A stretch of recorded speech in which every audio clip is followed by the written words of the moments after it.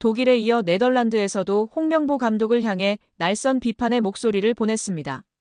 홍명보 감독이 이끄는 대한민국 축구 국가대표팀은 20일 고양 종합운동장에서 열리는 2026 국제축구연맹 피파 북중미 월드컵 아시아 지역 3차 예선 B조 7차전에서 오만을 상대합니다. 이어 25일에는 수원 월드컵 경기장에서 오만과 8차전을 진행하는데요. 결과에 따라 본선 진출을 확정지을 수 있는 2연전을 앞두고 갑작스레 홍명보 감독이 외신의 주목을 받았습니다. 홍명보 감독은 아킬레스건 부상으로 소집 해제된 김민재를 두고 김민재는 뮌헨 대표팀 양측의 중요한 선수다. 다만 조금 아쉬운 것은 소속팀에서 예방 차원으로 선수를 보호하지 않은 것이다라며 입장을 밝혔습니다. 독일 현지에서는 홍명보 감독이 뮌헨을 비판했다는 식의 보도가 빗발쳤습니다. 네덜란드에서도 홍명보 감독을 향한 목소리가 나왔는데요. 최근 부상에서 복귀한 황인범을 무리하게 대표팀에 소집했다는 것이 주된 내용이었습니다. 데니스 크라넨부르흐는 페예노르트 팟캐스트를 통해 황인범의 복귀가 페예노르트에 큰 힘이 되었다고 주장했습니다.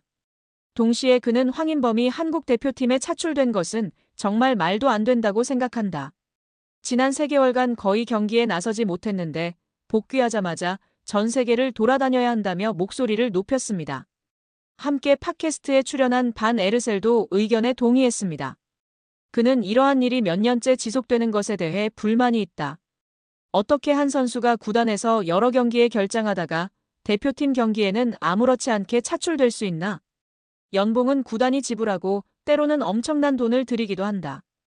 그런데 대표팀에 다녀온 후 부상을 안고 돌아오는 경우가 많다. 선수들이 자국을 위해 뛰고 싶어하는 마음은 이해하나 그렇기에 오히려 그들을 보호해야 하는 것 아닌가? 라며 홍명보 감독의 선택을 비판했습니다.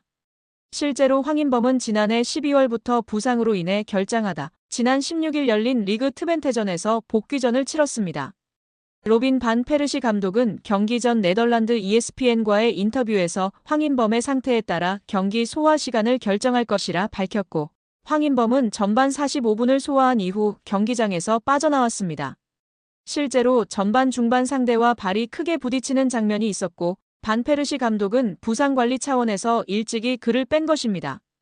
이렇듯 페예노르트가 황인범의 부상 재발 방지를 위해 노력을 기울이고 있는 상황, 대표팀 일정을 소화하며 황인범이 완벽하게 제 컨디션을 찾기 힘들다는 측면에서 네덜란드 언론인들은 홍명보 감독의 결정에 아쉬운 목소리를 냈습니다. 홍명보는 진짜 욕을 많이 먹어야 할 것 같습니다. 지난번에는 그렇게 협회 욕을 하며 감독 안 한다고 하더니 자기가 떡하니 시즌 중에 감독 수락을 하며 1순위 감독 운운하질 않나 자기 선수는 배반하고 이적했다고 욕하고지는 떠나고 이번에는 김민재, 황인범 사태도 그렇고 그냥 홍명보는 그런 사람입니다. 그런 인간입니다. 참으로 답이 없는 것 같습니다.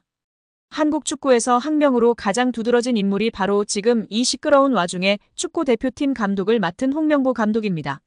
박종환 감독이 대표팀을 이끌던 1995년 한국팀은 코리아컵 준결승전에서 예선에서 쉽게 승리했던 잠비아에 패했습니다.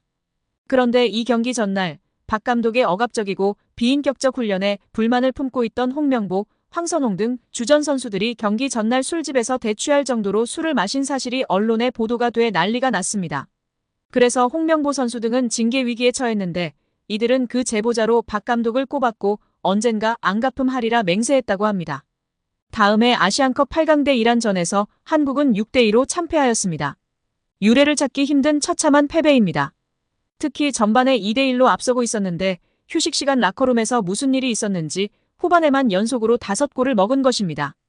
당사자들은 부인하지만 이 사건은 축구계뿐 아니라 축구팬들도 의혹을 거두지 않고 있습니다. 박 감독은 결국 감독에서 물러났고 당시를 회상하며 자살까지도 생각했을 만큼 개인적으로도 충격이 컸다고 했습니다. 한국이 참패를 당하자 국내 언론들은 11회를 이끌고 있는 홍명보가 태업을 이끌었다. 박종환 감독을 끌어내리기 위해 선수들이 태업을 했다라는 등의 뒷말들이 나돌기는 했지만 끝내 참패 원인의 진실은 밝혀지지 않았습니다. 당시 한 언론은 홍명보 선수가 과학적이고 체계적으로 지도하는 감독을 원한다며 스파르타식 훈련을 고집하는 박종환 감독에게 노골적인 반기를 들었지만 누구보다도 체계적으로 지도했던 아나톨리 비쇼베츠 전 감독에게도 노골적인 불만을 터뜨렸다고 전했습니다. 조중현 당시 KBS 해설위원조차 홍명보가 선수로서의 본분을 망각한 것 같다. 옛날에는 감독의 그림자도 밟지 않았는데 어쩌다 이 지경이 됐는지 모르겠다고 개탄했다고 합니다. 하석주 전 전남 감독은 최근 언론 매체 오센과의 인터뷰에서 11회는 그냥 봉사단체다. 내가 회장을 맡고 있다. 라고 밝힐 뿐 특별한 이야기는 하지 않았었습니다. 여기에 과거의 발언 덕분에 홍 감독을 향한 배신감이 너무나 큰데요.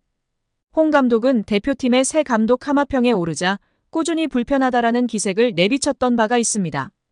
이러한 발언은 울산 팬들을 안심시키기에 충분했습니다. 여기에 더해 작년 1월 과거 울산에서 활약했던 아마노준을 향한 저격 발언이 재조명되고 있습니다.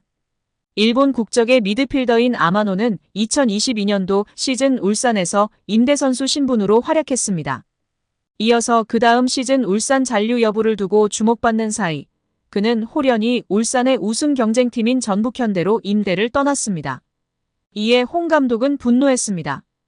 홍 감독은 아마노가 울산 잔류를 약속했지만 어겼다라며 강도 높은 비판을 했습니다. 곧바로 아마노 측은 홍 감독의 발언에 반발했지만 울산은 이례적으로 아마노 이적 협상과 관련된 보도자료를 배포하기도 했습니다. 이처럼 당시 두 사람 사이에 벌어진 진실 공방은 많은 주목을 받았습니다. 당연히 울산 팬들은 홍 감독의 발언을 적극 지지했습니다. 그런데 아마노의 배신감을 느꼈던 홍 감독이 울산의 배신감을 안긴 아이러니한 상황이 된 것입니다. 이에 울산 팬들은 홍 감독을 아마노의 이름에 빗대어 아마노 홍이라는 조롱 섞인 별명으로 부르기 시작했습니다. 결국 홍명보 감독은 10년 만에 대표팀에 돌아옴과 동시에 외국인 지도자 버금가는 대우도 받습니다. 이임생 이사는 연봉 등 세부 계약 조건에 대해서는 밝힐 수 없지만 이제 한국 지도자들도 외국인 감독 못지않게 대우를 받아야 한다는 생각이라면서 외국인 지도자에 뒤지지 않는 계약을 체결했다고 전했습니다. 홍명보 감독은 지난해 울산과 프로스포츠 최고 연봉인 10억 원의 3년 재계약을 맺은 것으로 알려졌는데 대표팀을 맡으면서 더 많은 연봉을 수령할 것으로 보입니다.